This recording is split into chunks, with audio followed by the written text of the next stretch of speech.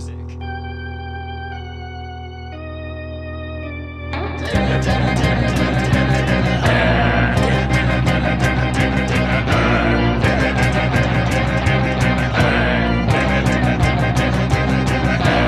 Party's not a bat, he's a man who fights crime. And we're gonna watch him fight for a minute at a time. With John and Niall and a guest who doesn't rhyme. It's Bat Minute!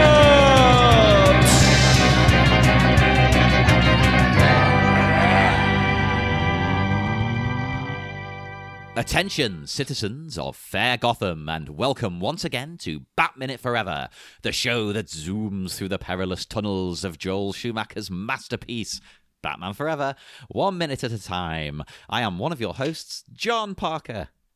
And I am here with the 411 on minute 101. It's me, Niall McGowan. Now say some Riddler is dissing your fly girl. You just give him one of these. Oh my God, why didn't I think of this? I watched that episode yesterday. Oh, well, what a goddamn crazy random happenstance. Yeah. People are going to think we're making that up, and I communicated with you. There was no communication about that, people. That was just, that's how in sync we are after all these years. Well, joining us today is a newcomer to the investigative team, but no less skilled. Today we are joined by Neil Rickatson of the 1995 Batman website. Thank you very much. Where's my funny intro? He's not coming. Shut it down. Shut it down. Wait a minute. Wait a minute. There you go. I am looking forward to talking about that. I have things to say. Gordon, I'm coming for you. Yeah. I think we've all got thoughts on Gordon, really, don't we? This is another one of those minutes, though, to me, that kind of perfectly sums up everything about Batman Forever. Really, just like that bit in particular. But we'll get to it when we get to it. Well, as Niall alluded to moments ago, this is minute 101, and it starts with swooping and diving, and it ends with a hearty handshake. Aww.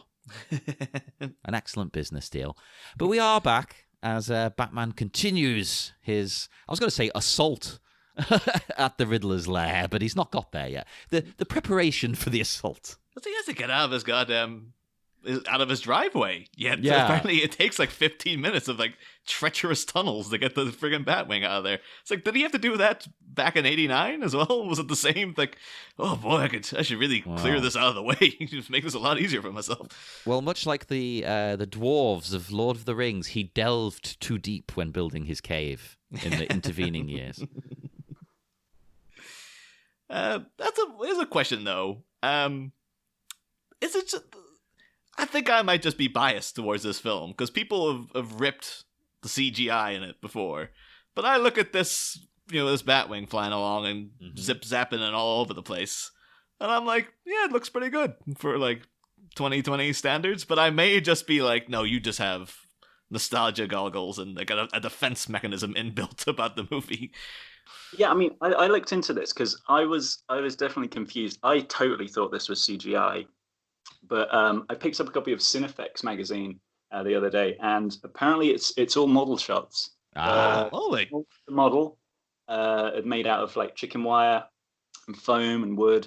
The Batwing is a model shot against a blue screen, and then it's kind of hand painted. The lights down the side and the exhaust are all hand painted elements. So it's all I know what you mean. It feels like CGI, but it's totally not. It's all miniatures. That's probably why it holds up, because I thought the same, Niall. I know I'm more neutral. I think the movie's fun, but you love it. But I love all of the sort of special effects in this film. I think 99% of them fantastic still. And this holds up. Models always hold up better. That's why, despite people criticizing The Phantom Menace, it looks better than those next two. Yeah, there's models in it.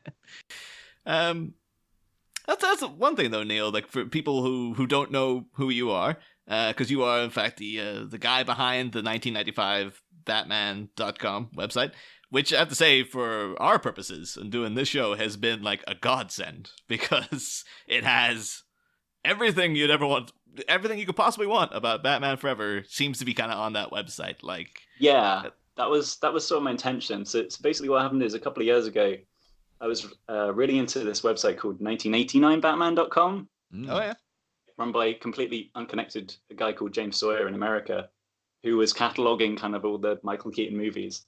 And I was like, that's great. And he obviously had no interest in the Schumacher movies, really. And I was like, but someone must have made a website where they kind of collated all this kind of stuff. And I really couldn't find it. So I was like, I guess I'll just have to do it myself. And I sort of, it's like a movie that I liked as a kid. And it's kind of like my gateway into kind of like Batman and the comics and everything. But I'd sort of like drifted out of comics for like about 10 years or so. And then I kind of like came back, and yeah, just like Batman Forever, I think a lot of people grow out of Batman Forever.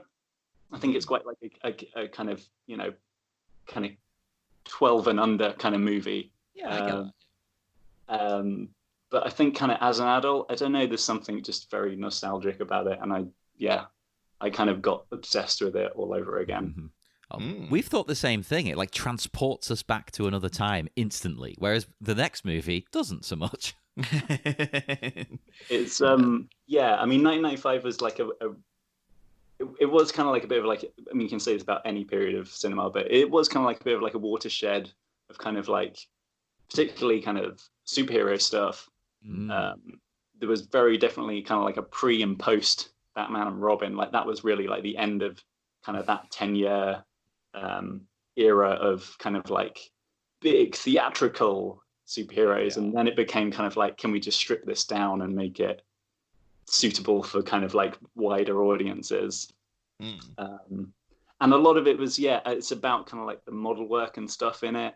Like I think John Dykstra, like on the extras, is talking about kind of like how this was like one of the last big movies that had just all miniatures and like just tiny bits of CGI.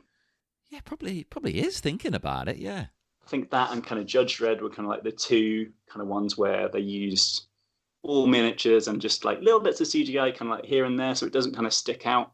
A couple of years later, you've got kind of like Spawn, where they were just like, we can do anything with CGI, and it was like, no, you can't. No, you absolutely shouldn't. Even these days, I think ease off a little bit. Come on. I like that directed specifically towards the people behind Spawn as well. It's like, no, you can't do anything with CGI.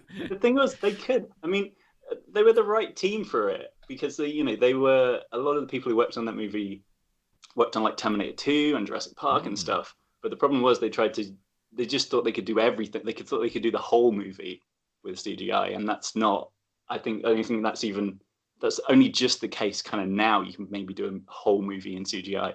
Yeah. Like Avengers Endgame is basically, like Jeremy Renner and Robert Downey Jr. just mucking around on a green screen stage. But back then you used it for these little tiny bits, and that was kind of it just made it feel very different from the way movies feel now, I think. I think that's when it's best, when it's used to enhance the scene, not create the scene. And, despite some people not being hugely fond of this movie, I don't think you can argue with the results. No, I think although I like have this website and stuff, and I think this movie's really great and fun and stuff, that's kind of the limit. I think it's fun. I think it's 2 hours of just like pure fun. Everyone is kind of like, okay, maybe apart from Val Kilmer, who's a bit kind of sleepy, everyone is putting in so much energy and just trying to entertain you. Yeah. And I like that about it. I think that's one of the things that I had a quick read through, kind of like the earlier drafts of the script. Oh yeah. And one thing I kind of like noticed that was different from the actual finished product is that everything reads a little bit slower in the script. And reads a little, and I think one of the scenes where they were obviously trying to make it much more energetic in the finished product, because I think in both versions of the script, so the Bachelor version and the Keeper Goldsman's version, it's just the tennis court outside Wayne Manor opens up and the Batwing flies out. Yeah. Oh yeah, quite It dull. would have been fine. That kind of reminds me of the X-Men movie, the Bryan Singer one, where I think the Blackbird kind of jet I think the basketball court or something retracts and it flies out. And that's fine. But wouldn't it be much more fun if you went down this hugely long complex tunnel where Batman could smash himself into smithereens at any moment? Like he's in the second Death Star. It is like he's in the second Death Star, and that's another thing. Obviously, John Dykstra and the guy who did the optical effects for this, it's Grant McCune, I think. They both worked on the original Star Wars. They both did that kind of Death Star run. That's, I think, why this feels so Star Wars. That makes perfect sense. Yeah, I didn't even think about that. So what are your thoughts then before we really get into the minute? What are your thoughts on the stuff that's been cut about the Red Book then? Because you like this for being fun. But would that Red Book stuff ruin the tone that you enjoy? My feeling on the Red Book is that it's a really nice concept, but I think it would have been this movie's Martha moment. I think it's a really... I do like it, but I think it's a really blunt way of trying to get across that point. I don't know how they could have softened it and made it seem a bit more... Val Kilmer's literally like looking at this book, and the lead scene that's on the DVD doesn't have the voiceover. It's meant to be Val Kilmer reading the lines out loud.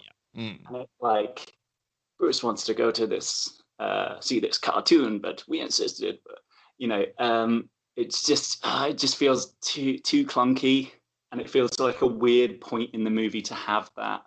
I get that. Yeah. To have that scene, to have that big revelation. I do love the giant bat. I'm so disappointed that giant bat's not there. In the original Bachelor screenplay, they don't have the Red Book. They just have, he's forgotten who he is, and he goes into this cave and he confronts this giant bat, and then he comes out and he's like, I'm Batman. Which I don't know. It's such a, I can see why it got cut out. I can see why the Red Book got cut out. Yeah, and I've always argued throughout that tonally it kind of doesn't work. It feels more like you'd get it in, well, even a Burton movie, maybe, but not this movie. It's weird. The Bachelors were writing it with the intention of Tim Burton directing it. I don't think they knew that Tim Burton wasn't coming back for it. Yeah. So they kind of him, I think, thinking, oh, he'll, be excited by this kind of scene, maybe. I'm just more surprised that, like, as we've gone on, because we've had like a lot of guests on who just are casual fans who don't know about the Red Book stuff, and because I really love the Red Book stuff. I love the way, like, particularly because we've been going through it minute by minute. I can see how it was intricately laced through the entire movie thematically and stuff. So I'm like, why? Like, it was so well done. Why would you get rid of that thing? Except for the last, I don't like the backtrack on it, where it's like, no, it wasn't Bruce's fault after all. I think that's a bit of that's a downfall. What bugs me, yeah. But the most shocking thing is that people who have come on who do know about the Red Book almost consistently have been like, yeah, they should have cut that. That shouldn't have been there at all. That's such a weird thing. Like, yeah, I mean, and let me just preface this by saying, like, by calling it a Martha moment, that sounds like an insult, like I'm insulting Zack Snyder. I'm not insulting Zack Snyder. I really like Batman v Superman, with all its clunky scenes, with all its heavy-handed symbolism. So I recognize that the Martha thing in Batman v Superman is like a kind of love it or hate it kind of moment. Yeah, that's one of those things. Like, after recent events, you can't insult the Zack Snyder because of those fans. They can get things done. Apparently, like, if they turn against you, God knows what they can achieve. Hey, you know what? They can get a director's cut re-released. Well, not even re-released, released. So I won't put them down. I did have an email come through today, and there was some guy who was like, "So when are we doing a Schumacher cut?" And I was like, "Yes." He talked about around about the time that they released the the 2005 like special edition DVDs, he was like, oh, I went to Warner this is Joel Schumacher. I went to Warner Brothers and said, can I cut the movie? Can I cut a few more scenes back into the movie? And they said kind of like no and stuff. I think he was thinking like, I think he was thinking that because obviously those special editions came out alongside Batman Begins in 2005, and I think he was thinking, the Richard Donner cut of Superman 2 had come out alongside Superman Returns, or was being put on at that time. So I think he thought, oh, this other guy is getting his cut. Maybe I can get my cut. Don't know. Well, that's the thing. I'm unsure. I'm risking the wrath of the Snyder fans here, but I'm unsure if it's a good thing or not. On one hand, it's great that a director is getting his vision out there when it was denied him for various reasons. But on the other hand, it sets a dangerous precedent of any time a movie bombs, the director's like, no, it's because you cut it, you ruined it, let me do it. And it's just I don't want it to snowball into a big thing. No, I mean, I think in a way, I would be happy to see all the original cuts of movies. I would be happy to watch Josh Trank's Fantastic Four, original cut of Fantastic Four, because it's just such a mess. I'd sort of be fascinated. Like I've got the Exorcist. There was another one when they did the prequel. Exorcist. Oh yeah, the Rennie Harlan versus Paul Schrader business. I find both those films really fascinating, and I love watching them back to back because it's just like, wait, no, that didn't happen in that, but that happened in that, but that's really silly, and that's not, and that's serious, and there's horrible CGI, and it's just wow. I mean, that was Morgan Creek, wasn't it? That wasn't Warner Brothers. Yeah, I would be happy to see any director's cuts. But next season of the podcast, Niall, when you're editing, I'm going to start a release the John Parker cut. Well, hey, John, if you want to edit some of these episodes, by all means, it ain't because I'm like hoarding them away from you. I know. I just want a movement. No, you just like any movement at all. Just like I just like stirring things up. I'll release my cut, and it'll be exactly the same. I'll just re-upload the same episode. I do like the idea now, though, of Josh Trank been out there, been like, so who wants to see my Fantastic Four? And like the world been like, nah, you're all right, Josh. Nah. It's just like, we saw that Capone movie you just did. We're fine. Hey, I'm gonna side with you, Neil. I would watch it. I'd be fascinated. I find things like that intriguing, even if they're not good. But the one other thing, though, in talking about setting a dangerous precedent, if we can somewhat segue here, is that this scene begins with something I do think was setting a dangerous precedent for this franchise. And it's something I know that will tie into your YouTube page, Neil, because you review a lot of the merchandise for Batman Forever.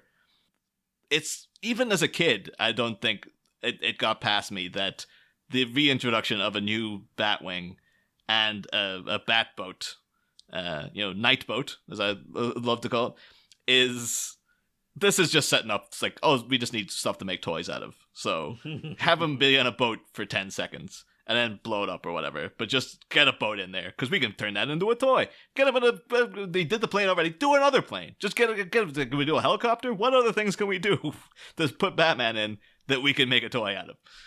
Yeah, do you know what? They did actually make, Kenner made a thing called the triple action vehicle, where you had kind of like the canopy, you had just like the base of the Batmobile, and you could take off the wheels and put wings on it, and take the wings off and put like a boat base on the bottom to turn it into all three vehicles, because obviously they're almost designed almost exactly the same.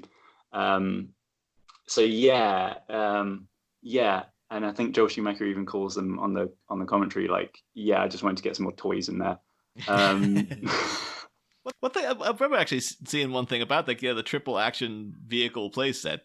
Again, because one of the things that like Batman and Robin in particular gets lambasted for is because it's essentially a giant toy commercial. And I know apparently the triple action thing came like so late on. It was released in like 97.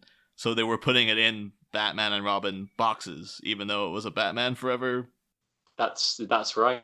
They Yeah. re-released it for Batman and Robin, even though Batman and Robin vehicles look nothing like that. Yeah. Yeah.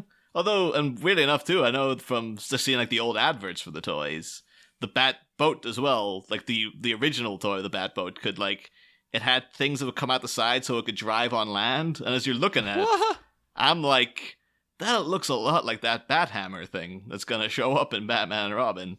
Almost as if Schumacher himself was like, yeah, it's just all toys now. So just like, yeah, I'll take that idea, put that in the movie. Go right ahead. Hey, Star Wars did it. You know, who cares? Steal from the best. It was Kenner that did all the toys, which was the same company that did the Star Wars toys.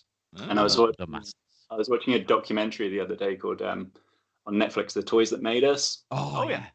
I think they did one on Star Wars, and it was some guy at Kenner, like the head honcho at Kenner, who coined the phrase toyetic for Star Wars, because he said, you know, that movie is toyetic. You could make a toy out of just any of those characters or figures or anything. And I know Kenner definitely had some input on Batman and Robin. I don't know they had any input on Batman Forever, possibly. But definitely on Batman and Robin, they asked for them to have those kind of useless ice vehicles that show up for like 5 seconds and then disappear. Is it weird that I don't have a problem with that? Like, I know, Niall, we both tend to like the darker kind of Batman stuff, but at the same time, it is still a series that appeals to kids. Like, make some toys, damn it.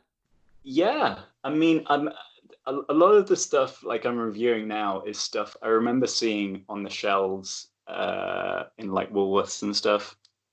And I did not have the money back then, so I only had like 2 or 3 action figures or anything.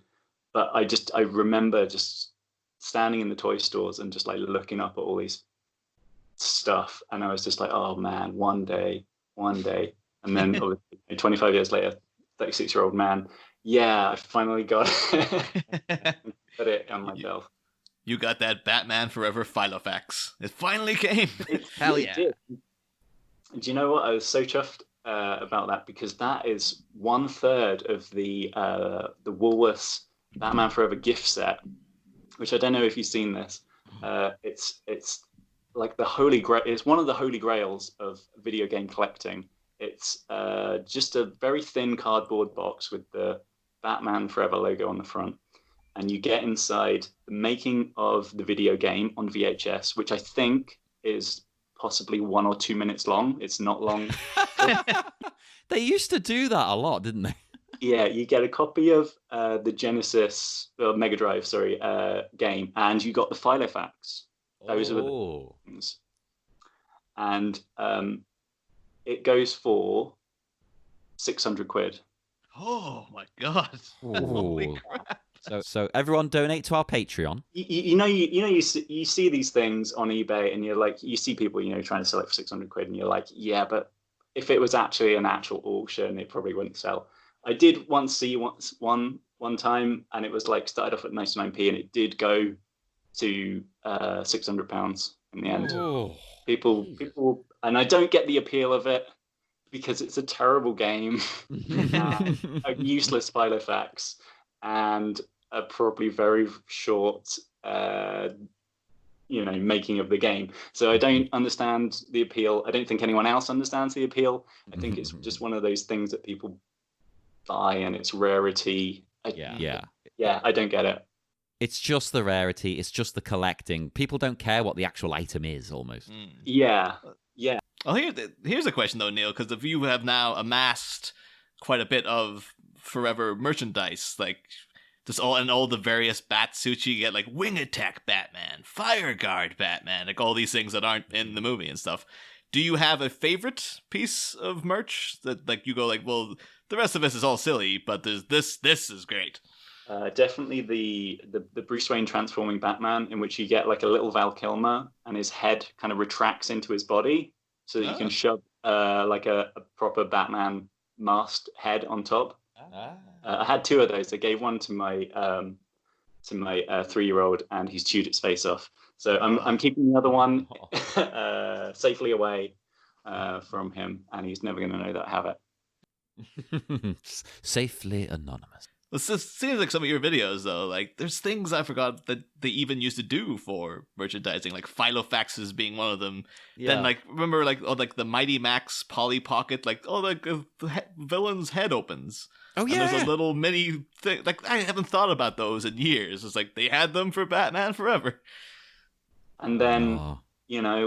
a few years later, it was X-Men, and did they do anything for that? Actually, no, they did do some good toys for that, but they didn't do those play sets anymore. Not the same. Not the same. No, it's not the same. It's not. Yeah, those were just I don't know what was back in the 90s, but those were like a big thing. Like a little base with tiny toys inside, and it has it's like a mini toy basically. It's like in a play set, but it's way smaller. And I guess they kind of duped the children of the 90s into been like, this is cool, right? And then you're like, wait a minute, I used to have this, but it was way bigger. Like all those Tiger Electronics games. They're cool, right? Video games. Like, no, they're all terrible. Yeah, I remember the one thing I really coveted so much, which was something called the R-Zone, which was basically, it was one of those Tiger Electronic games, and what you would have is like a plastic kind of headband, and then this little kind of like tiny visor would come down over one eye, and you'd have a controller, and it was basically just a Tiger game, but it cost like about 40 quid, I remember, at the time. Yeah. So, and it looked like some amazing virtual, and I remember seeing it and thinking, right, I am saving up for that bad boy.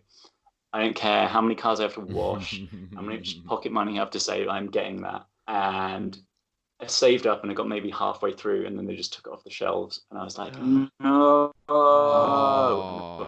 20 years later, I found a terrible toy, and I would have been so disappointed if I got it. I don't know. When you're young, though, you convince yourself, like, "Oh, this is cool. This is great." I don't think anyone convinced themselves that Tiger Electronics were good. I think even then, even like a 5-year-old would be like, "This is terrible."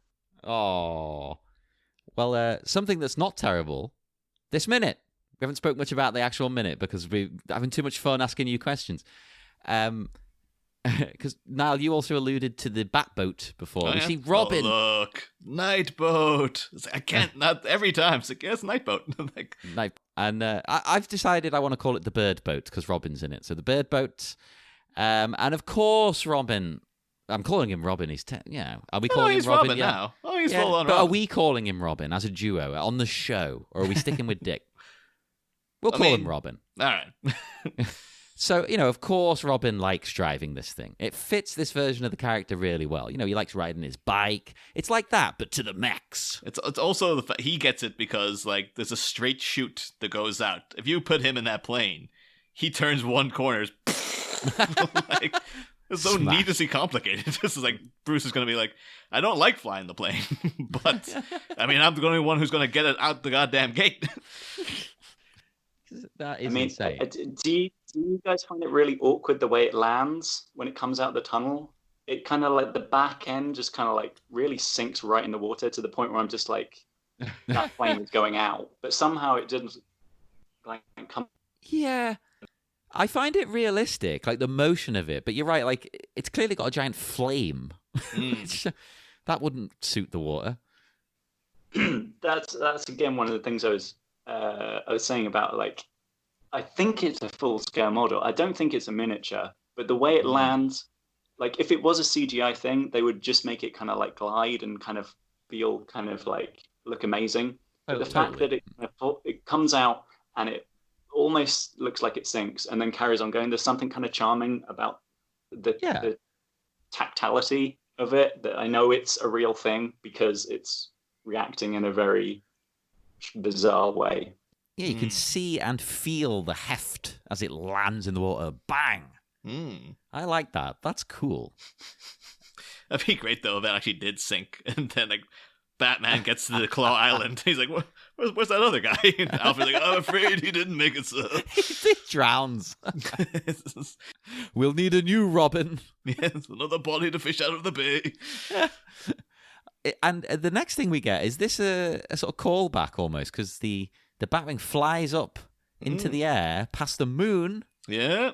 It's not quite the same, but it's surely a little nod to a certain previous scene in another movie.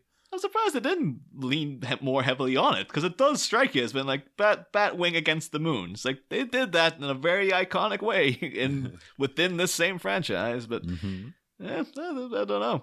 It's one for the fans, that subtle. I was very shocked though, because the other day, just because like I knew we were going to be talking about it, so I'm like, I put up on the listener's cave, anticipating, because there's been such vitriol against the Kilmer Batmobile, like, okay, which is better, 89 Batwing or this Batwing? And was shocked to find quite a few people really love this Batwing. Like, I was offended. 89 all the way, baby. I was like, do you have a preference, Neil? Is there either, or are you just like, well, if it's 95, I'm on board? It's tough. I think. I mean, I'm quite a huge fan of the '89 movie as well. I'd probably say that it's really tough to choose, like, just in terms of like the film, which one's better. But in terms of the Batwing, I do really like the '89 one. I love how it's just so perfectly round. Whereas it's very 90s. I don't think I liked it at the time, but I think it has kind of grown on me. I like the way that it's it looks like it's stretched, which makes it look kind of faster. You know, I always thought like the '89 one looked kind of a little bit slow, just because just a lot of the model shots they're nice, but they're not as good as these ones.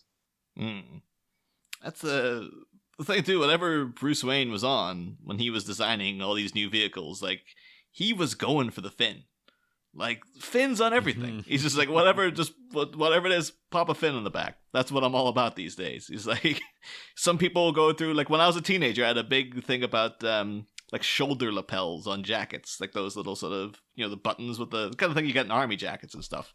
Wanted that on everything.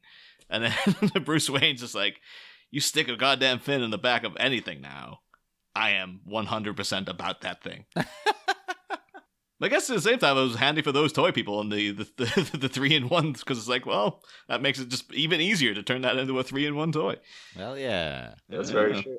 I also think it's kind of weird that he put so many holes in a boat. That's an excellent point. What the hell? Although, then talking, John, you're saying about like, potential nod to 89, like cutting to the rooftop here, and like it overwhelms me now, because we get a really good look at these giant heads surrounding Gordon, and I can't help but be like, that's King Tut. That's like this movie has a certain allusions to the '60s show. That's what called Victor Bueno, the guy who played him, like the friggin' whatever happened to Baby Jane guy. Just sitting there's like the headgear. He's got the little thing on his chin. It's like, that's King Tut. They just put two giant heads of King Tut around Gordon. And they're like, it's an illusion. I think you've hit the nail on the head with that. Yeah. It's just like, if you told me that between the rise and fall of Oswald Cobblepot and the rise and fall of Edward Nygma, there's an in-between quill wherein King Tut took over Gotham, and like Michael Keaton died trying to take him down, and Val Kilmer rose as like a Phoenix Batman afterwards through some sort of Egyptian resurrection spell, and it was all to do with the King Tut's megalomaniac, carving Gotham into his new image, and these are the remnants of that. I would be like, yeah, I'd read that comic. I'd watch that movie. We need it making. Let's make it now. Who cares? They're making all kinds of weird crap like the Snyder Cut. Let's go back. Let's make another sequel after Batman Returns. # release the Tut Cut. There you go. It writes itself. Yeah, just staying on the 60s theme. This Commissioner Gordon feels very much like the 60s Commissioner Gordon. Who is kind of like, oh, I've got work to do. I'm going to ring Batman. Oh, excellent. We can all go home, guys. Right. That is what fascinates me the most about this, right? So, Gordon is depressed, right? He looks really depressed. Batman's not coming, he thinks. Shut it down, turn it off. Let alone the fact he should be waiting a little bit longer. He's had it on for 5 seconds. But, Gordon doesn't have a plan B. This is it. He's lost. Like, oh, Batman's not come. It's over. It's like, you're the damn commissioner. You're in charge of the police. What are you doing? They are just, this is the pinnacle of sort of Gordon's sort of been castrated almost. Like, he's just sort of so dependent on Batman. He's like, this is all we can do. Yeah, he was so authoritative in the 89 movie. He was Jack Napier's, what? Right, let's get there. I don't care. I'm not even going to get dressed out of my tuxedo. Yeah. Let's get down there. Let's get a whole team of policemen. Yeah. Now he, sits on the rooftop. One policeman. It's a case of getting, it being a bad thing when you get what you wished for. Because I think in those movies, we kept saying, oh, we wish there was more Gordon. We wish there was more. And in this, you get more of him. But do you want it at the end of the day? What have we done? My major question, though, is what is the crisis they're waiting for Batman to resolve? Because we know that the Riddler has Dr. Chase Meridian. I guess maybe Alfred called and was like, oh, yes, Bruce Master Wayne's girlfriend has been abducted by the Riddler. And so Gordon's like, yep, that's a bat signal worthy sort of, cause. And then it's, I guess, the giant Riddler sign in the sky is like, oh, I guess this is serious? But what are they after him for? It's like, I guess kidnapping and light pollution. It's just stealing the light. Because it's like, at this point, you should be, and Schumacher, fair play to him, he kind of does it better in Batman and Robin, because at the end of that movie, the entire city is under threat from Mr. Freeze's freeze ray, and you see the imminent danger. But at this point, it should be like they don't know that the box is evil. Like, Gordon and the general public still think the box is great. So should there not be a scene of maybe Nigma reveals himself and he kicks the box into overdrive and then half the city's zombified because he's just sucking their brains all the time? And if you were watching TV in that moment, kind of like Halloween 3 or something, your whole mind is just getting sucked into the machine now or something. And that's what they need Batman to resolve. But it seems to kind of just because we know what he's going to go sort out, doesn't mean that anybody else, like Gordon and this cop, are just he's abducted this one woman, so we really need this guy. That's the big crisis at the climax. He's also turned the bat signal green, which, is kind of it's kind of bad, really. If it's almost like graffitiing a police station, really, just with a torch. How dare he? Although next St. Paddy's Day, Gordon's going to be out there, get that green laser pointer up into the bat signal.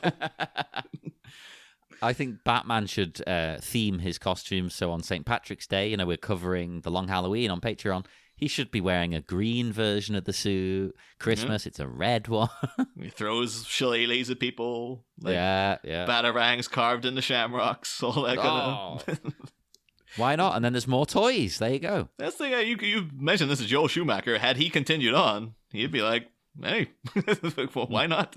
Seasonal toys. Hell yeah. Would notice actually one thing in reading into the toys, because there's a couple of articles about them. And I remember one made a point to mention, oh yeah, Kenner really got on board with making toys for this movie. Surprisingly, didn't put any nipples on them. That was one thing they refrained from doing. That's very true. I think Joel Schumacher also made the mistake of going to a toy fair or something, and there's a really bad. I'll put it up on the Facebook thing. It's a really bad photo of him with two Batmobiles or something, and he's kind of pulling a kid's face and trying to smash them together, which I think just cemented the idea that he is somewhat responsible for all the toy merchandise for the movie. I'll still defend it. I'm sticking with him on this one. I thought Schumacher again, because he was a guy who had he was involved in the merchandising, because I know he did an interview with Forbes a while back, and he was talking about how he got drawn into taking on what they refer to as the company's biggest asset. And he said because returns didn't, like, the merchandising for returns, a lot of it got returned, ironically enough, to, like, the people who manufactured it, and it was considered a loss. He had to actively go out to, like, he had to call people in Asia, and he had to go to Las Vegas toy fairs and stuff, and convince them to invest in a Batman movie, because nobody thought it would be, like, a profitable enterprise to merchandise Batman anymore. Which is baffling. Like, it's absolutely crazy that it is. Like, is that really your job, Joel? I don't know.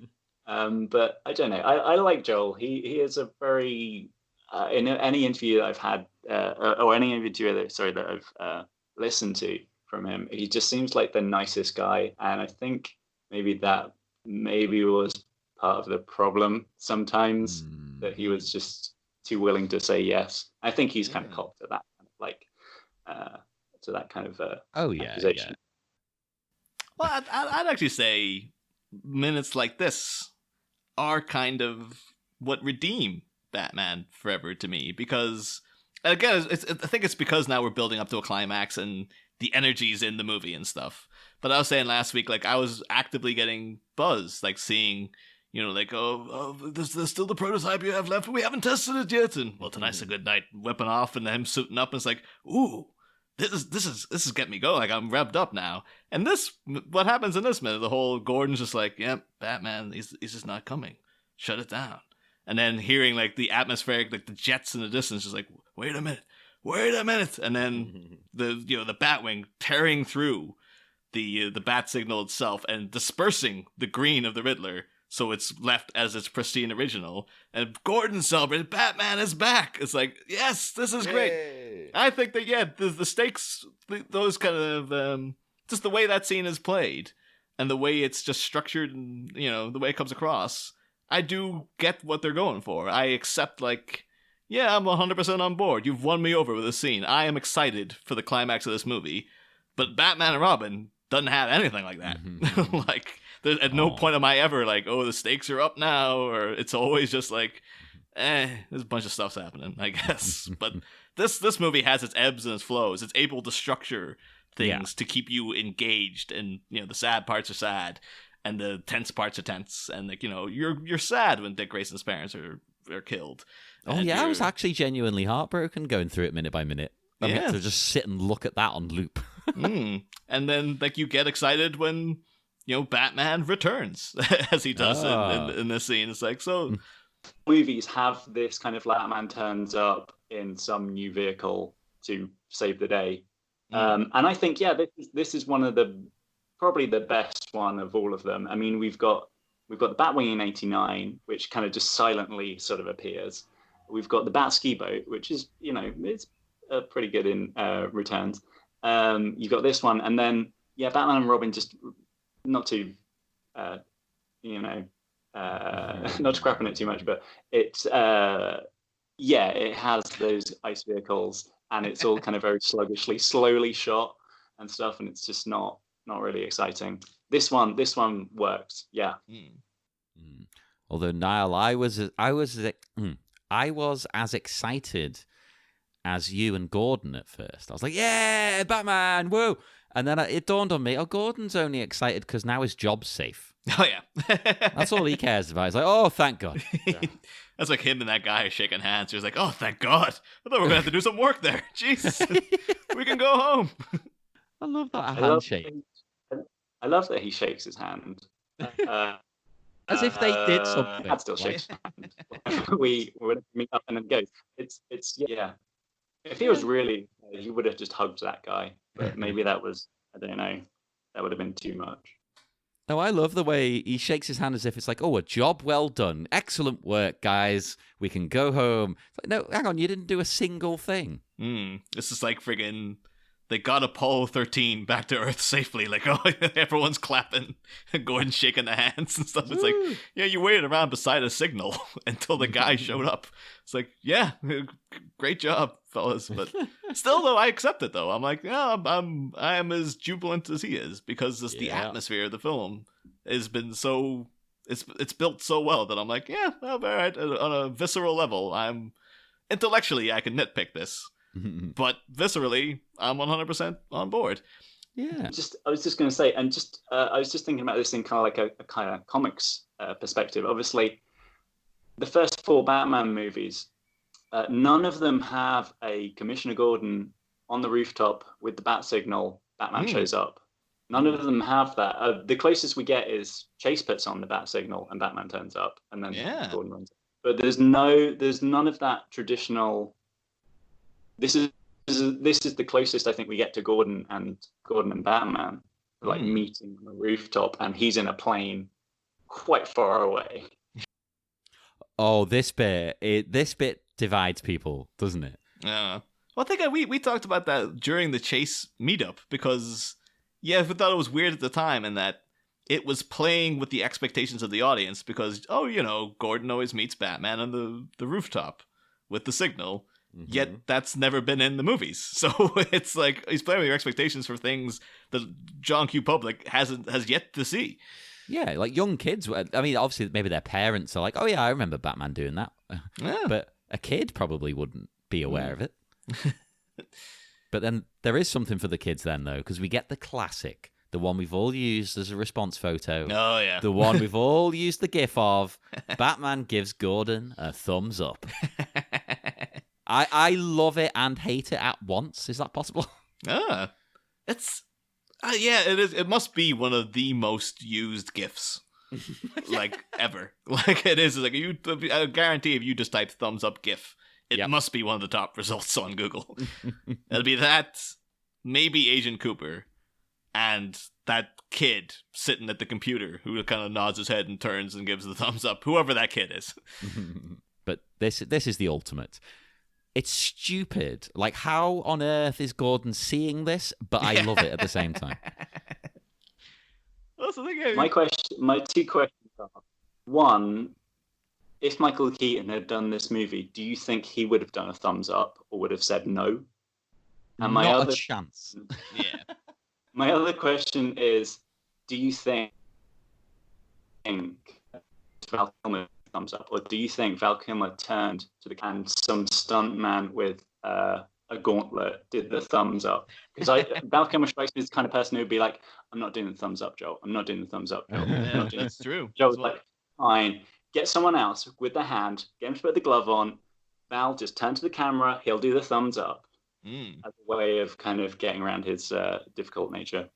I wouldn't be surprised if it was somewhere in between where it was like they were shooting all day with Val, and then someone shouted them like, "Hey Val, it's lunchtime," and he was just like gave a thumbs up, and then Schumacher's like, "You know what? I think the scene it needs a little extra something. I'm just gonna take that from the cutting room floor and just like out of the dailies footage or whatever." And like, yeah, that's in the movie now, but it doesn't strike me as something because Kilmer takes this role a little almost too seriously considering the movie that he's in. Yeah, it would suit the Burton movies again. That's the thing with as we covered a lot last year with Batman Returns, is like Michael Keaton actively cut out a lot of the dialogue they've written for him and just kind of said like, Batman doesn't need to say any of this because he's Batman. And so the idea, like, not a goddamn chance in hell. He's giving a thumbs up. There's not a chance. Like that was a guy who wouldn't even freaking give Commissioner Gordon the time of day. The whole like, "Oh, thank you for saving the day, Batman. Like the circus guy is back." Like, we'll see, storming off without even looking at him. It's like no way he's giving the guy a thought. Like I don't think he would even give him a better zoom through the signal so he knows I'm back. He's like, "I don't give a crap if Gordon's up there freezing his ass off on the top of the building. The man means nothing to me. I've got business to attend to." I'm going to start an unsubstantiated rumor that that's the point where Michael Keaton put the script down and said no. That's the bit. Thumbs up, no. Oh, Joel, just no. He was on board all the way to here, and he's like, "That's it." But yeah, that's the thing. Like the minute does end, then as Gordon gives us a very hearty handshake to. As he's in the novelization, it's Harvey Bullock, but I'm choosing to say it's Chief O'Hara. Yeah, and yeah, that's the end of this minute. Yeah, either you guys have anything to talk about this minute in particular, or?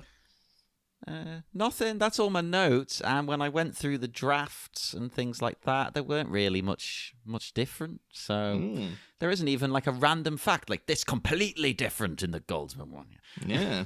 I think it's again some stuff from Bachelor's stuff next week. They took some interesting twists and turns with the actual arrival of Claw Island, but we'll get to that.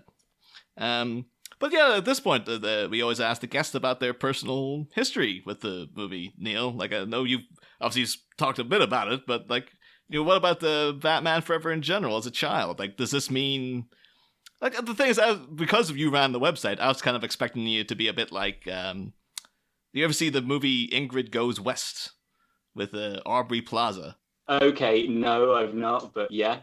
Yeah, because there's a O'Shea Jackson Jr. is in that movie. He's like the love interest, and he's obsessed with Batman Forever.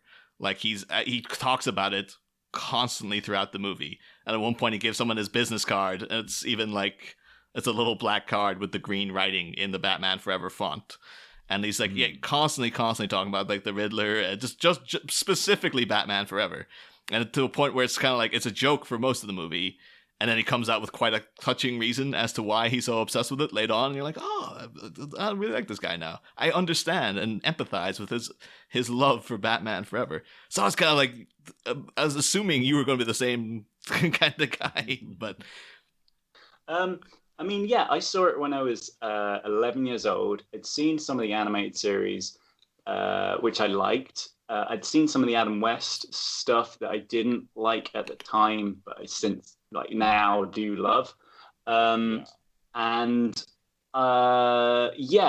of went into it, and I went with like a friend, and we were both into Batman. And I came out of it thinking, that's not what I thought was going to happen. And I think the thing that excited me was like it confused my brain that you could have the cartoon on one hand that looked like this and acted like this and felt like this, and you could have the film that looked and acted and felt like this, and there was a real kind of disconnect. And then I was like, oh, I get it. Batman isn't like one thing, it's like 100 different things, and kind of every time you give it to a creator or an artist or an animator or a comic book, you get a really different version of it. And I think that's one of the things I always loved about like all the Warner Brothers Batman movies, is that they all have their own very, very distinctive look and feel, and the director really kind of puts themselves into it. And yeah, just after seeing Batman Forever, that was kind of like it. I kind of went out and picked up like as many Batman comics I could find, which in 1995 was very hard to do. I don't think I had any kind of local comic shop. And just eventually I kind of like started building up a collection of kind of graphic novels. And I really got into like the comics for like a good 10 years, and then kind of like drifted off. And yeah, just Batman Forever just always stuck with me as kind of the one time that Batman was kind of fun at the movies. Because I think a lot of the times, and a lot of fans don't like Batman to be fun. They like it to be kind of dark and serious, and it's about serious things, and it's for adults. But I don't get me wrong, I like that, but I like that it can be these kind of very different things and feelings, and Batman Forever is kind of like a nice, for me, middle ground. I know it's not for a lot of people. I know I although I like it, I have a sense of perspective. I can see how people find it really obnoxious and loud and just noisy and too energetic. But for me, I love it because it's a kind of a fantastical take on Batman rather than a gritty, stripped back, grounded version. And I love that it jumps back and forth between being a really silly movie and kind of like a bit of a serious movie. I like that kind of up and downness of it, and that it doesn't try and flatten it out and get a consistent tone. I like that it jumps all over the place.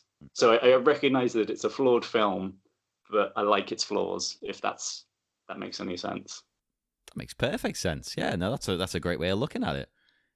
But no, I mean, at the end of the day as well, people are like, oh, well, I like the Nolan ones or whatever. That's fine. They're great. I love the Nolan ones. You're allowed to like two different styles. You're allowed to like two takes on the same thing. I can't remember the exact quote, but yeah, Grant Morrison was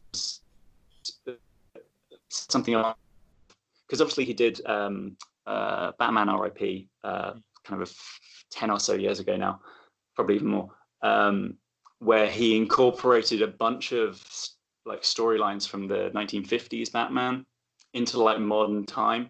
Oh. And his idea was that like with Batman, it all matters. Everything happened. Like as far as he's concerned, when he writes a Batman story, Batman has had all these adventures in cartoons and comics and movies and stuff. They all happened. It's important. It's important not to just focus on one aspect because the character is so flexible and malleable that you shouldn't try and just put him in a box of he's a stark, gritty thing. He doesn't have to be all the time. It's fun to go back and forth. Yeah. Exactly. Although I wonder if you come back for next season, Neil, will you have that same attitude, or you were like, okay, maybe not this. Maybe he shouldn't be this. I don't. Yeah, someone was like, "Oh, you're going to cover the other Batman movie," and I've always got the opinion like I don't totally hate Batman and Robin. I don't think it's a great movie. I think it's a very lazy, quickly produced movie with some really ill-conceived casting. So, and I feel like it was. I'd love to come back. If you are going to do Batman and Robin, I'll be happy to come back. Oh yeah, well we are hurtling towards it. It's certainly a fascinating movie with a lot to talk about. Yeah, in the way that the movie was very. It felt to me like Batman and Robin was like the first movie where it got attacked online in kind of a very kind of vocal way. But anyway, we'll get onto that when we get onto it.